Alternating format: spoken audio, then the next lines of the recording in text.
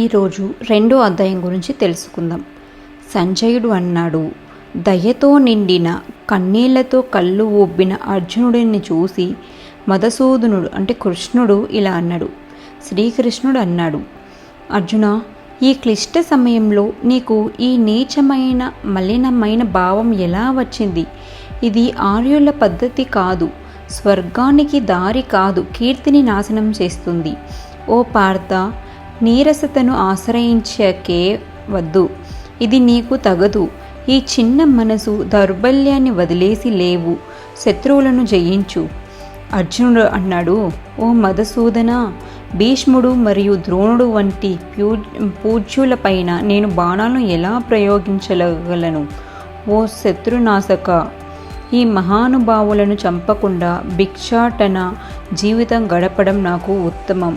వారిని చంపితే రక్తంతో నిండిన భోగాలను ఎలా అనుభవించగలను? మేము గెలవడం మంచిదో ఓడిపోవడమో తెలియదు. చంపితేనైనా మేము బ్రతకలేమనుకునే ధృతరాష్ట్రుని కుమారులు మన ముందు నిలబడి ఉన్నారు.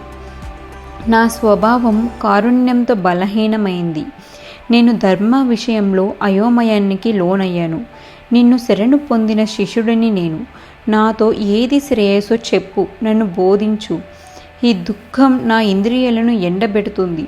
భూమిపై శత్రువు లేని రాజ్యం లేదా? దేవతల ఆధిపత్యం వచ్చినా ఇది తొలగదని నాకు తెలుస్తుంది. సంజయుడు అన్నాడు. అర్జునుడు ఇలా అన్నాడు, ఒక్కడినే అయినా నేను యుద్ధం చెయ్యను అని గోవిందుడితో చెప్పి మౌనంగా నిలిచిపోయాడు. ఓ మహారాజా అంటే ధృతరాష్ట్ర. అప్పుడు హృషికేశుడు అంటే కృష్ణుడు ఆ విషాదంలో ఉన్న అర్జునుడిని చూసి సన్నహాసంతో ఇలా అన్నాడు. శ్రీకృష్ణుడు అన్నాడు, నీవు శోకించాల్సిన వాళ్ళు కాకపోయినా శోకిస్తున్నావు. అయినా నీ మాటలు జ్ఞానుల మాటల్లా ఉన్నాయి. నిజమైన పండితులు జీవులకైనా మృత్యులకైనా శోకించరు. నాకు నీకు ఈ రాజులకు ఉండనితనం ఎప్పుడూ లేదు. భవిష్యత్తులో కూడా మనం ఉండకపోవడం ఉండదు. మనమందరం ఎప్పుడూ ఉన్నవారమే. ఈ శరీరంలోనే మనం బాల్యం, యవ్వనం, వృద్ధాప్యాన్ని అనుభవించేదిలా మృతితో మరొక శరీరంలోకి వెళ్తాం. దీనిని జ్ఞానులు భయపడరు. ఓ కౌంతేయ, చలి, వేడి, సుఖం, దుఃఖం లాంటి అనుభూతులు చర్మంతో వస్తాయి. అవి తాత్కాలికమైనవి కాబట్టి వాటిని సహించాలి. ఓ శ్రేష్ఠ పురుష, ఎవరు సుఖ దుఃఖాలేనా తలరాతలకు సమంగా చూస్తారో వారు మోక్షానికి అర్హులు. అసత్యానికి సత్యత్వం ఉండదు, సత్యానికి నాశనం ఉండదు. ఇది తత్వజ్ఞానుల అర్థం చేసుకున్న నిజం. ఈ శరీరంలో వ్యాపించి ఉన్నది అవినాశవంతమైన ఆత్మ అని తెలుసుకో. దాన్ని ఎవ్వరూ నశింపచేయలేరు.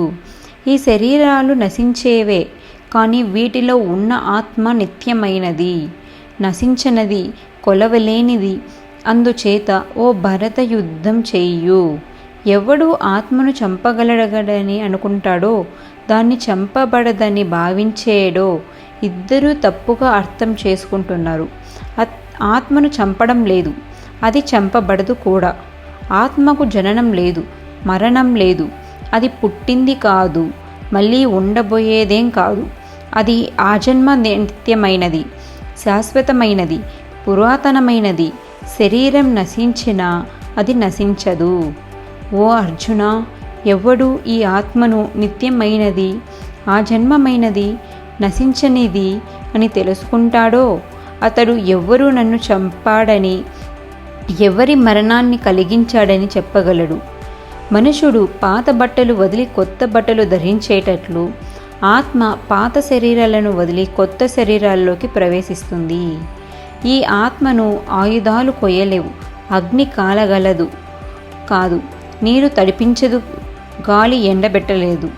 ఈ ఆత్మను కొయ్యలేరు, కాలగలేరు, తడిపించలేరు, ఎండబెట్టలేరు. ఇది నిత్యమైనది, అన్ని చోట్ల ఉన్నది, అచలమైనది, శాశ్వతమైనది.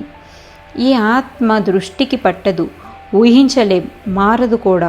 ఇది తెలుసుకున్న తర్వాత నీవు శోకించకూడదు. ఓ మహాభావు అయిన అర్జున, ఆత్మ పుట్టి పుట్టి మళ్ళీ మరచిపోతుందని నీవు అనుకుంటేనూ నీవు శోకించకూడదు. పుట్టిన వానికి మరణం ఖచ్చితమే, మరణించిన వానికి మళ్ళీ జన్మ ఖచ్చితమే. కనుక తప్పనిసరిగా జరిగే విషయాలపై నీవు శోకించకూడదు.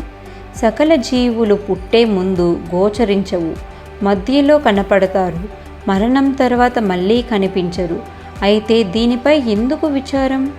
కొంతమంది ఆత్మను అద్భుతంగా చూస్తారు, మరి కొంతమంది అద్భుతంగా వర్ణిస్తారు, మరి కొందరు వినిపిస్తారు. కానీ విన్నాక కూడా ఎవ్వరూ దాన్ని పూర్తిగా అర్థం చేసుకోలేరు. ఓ భారత, ఈ ఆత్మ అన్ని శరీరాల్లో నిత్యమైనది, హతమయ్యేలా కాదు. కాబట్టి నీవు ఎవరిపైనైనా శోకించకూడదు. నీ క్షత్రియ ధర్మాన్ని చూసినా నీవు సంశయించకూడదు.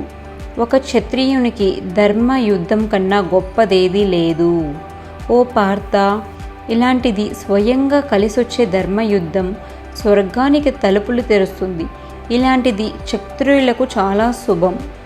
ఈ ధర్మయుద్ధంలో నీవు పాల్గొనకపోతే నీ స్వధర్మాన్ని, కీర్తిని కోల్పోతావు. అంతేకాదు, పాపాన్ని కూడా పొందుతావు. ప్రజలు ఎప్పటికీ నీ అవమానాన్ని చర్చిస్తారు. గౌరవాన్ని పొందిన వానికి అవమానం మృతికి మించినదే. నిన్ను గౌరవించిన మహారథులు నీవు భయంతో యుద్ధం విడిచేశావని భావిస్తారు. నీ ప్రతిష్ట దిగజారుతుంది. నీ శత్రువులు నిన్ను అవమానించే మాటలు మాట్లాడతారు. నీ శక్తిని నిరాకరిస్తారు. దీనికన్నా బాధ కలిగించేది మరేదీ లేదు. నీవు యుద్ధంలో చనిపోతే స్వర్గానికి వెళ్తావు, గెలిచితే రాజ్యాన్ని అనుభవిస్తావు. అందుకే ఓ కౌంతేయ, నిశ్చయంతో లేచి యుద్ధం చెయ్యి. సుఖం, దుఃఖం, లాభం, నష్టం, విజయం, ఓటమి అన్నిటినీ సమంగా చూసి యుద్ధం చెయ్యి. అలా చేస్తే నీవు పాపం పొందవు. ఓ పార్థ, ఇప్పటి వరకు నేను నీకు జ్ఞాన మార్గాన్ని వివరించాను. ఇప్పుడు కర్మయోగాన్ని విను. దీన్ని బుద్ధితో అనుసరిస్తే కర్మబంధాలు తొలగిపోతాయి. ఈ ధర్మ మార్గంలో చేసిన ప్రయత్నం వృధా కాదు, అపాయము లేదు. ఈ మార్గంలో కొద్దిపాటి సాధన కూడా పెద్ద భయాల నుండి రక్షిస్తుంది. ఓ కురునందన, నిశ్చయశీలులు ఒకదానిపై మనసు కేంద్రీకరిస్తారు. కానీ సంకల్పం లేని వారి బుద్ధి అనేక దారుల్లో చిత్త విచ్చలగా ఉంటుంది. ఓ పార్థ, తెలివి తక్కువ వారు వేదాల్లో చెప్పిన పూజా విధానాలన్నీ శ్రేష్టమని చెబుతారు. వారు పుష్పవాక్యాలు, ఆకర్షణీయ మాటలు మాట్లాడతారు మరియు యాజ్ఞిక క్రియలకే పరిమితమవుతారు. వారు కోరికలతో నిండి ఉంటారు, స్వర్గాన్ని లక్ష్యంగా పెట్టుకుంటారు. వారు కర్మల ఫలితాలను కోరుతూ భోగ విలాసాలను కలిగించే యజ్ఞాదులు చేస్తారు. ఇది మళ్ళీ పుట్టడానికి దారి తీస్తుంది. భోగాలు, ఐశ్వర్యాల పట్ల మమకారం కలిగిన వారు అటువంటి కోరికల వల్ల మేధస్సును కోల్పోతారు. వారు స్థిరమైన బుద్ధిని పొందలేరు, ధ్యానంలో నిలవలేరు. వేదాలు ప్రధానంగా సత్వ, రజస్, తమస్ అనే 3 గుణాల మీద ఆధారపడిన విషయాలు. కానీ ఓ అర్జున, నీవు ఈ గుణాల నుండి అతీతుడవు. ద్వంద్వాల నుండి విముక్తుడై శుద్ధంగా నిలిచి అహంకారములను విడిచి ఉండాలి.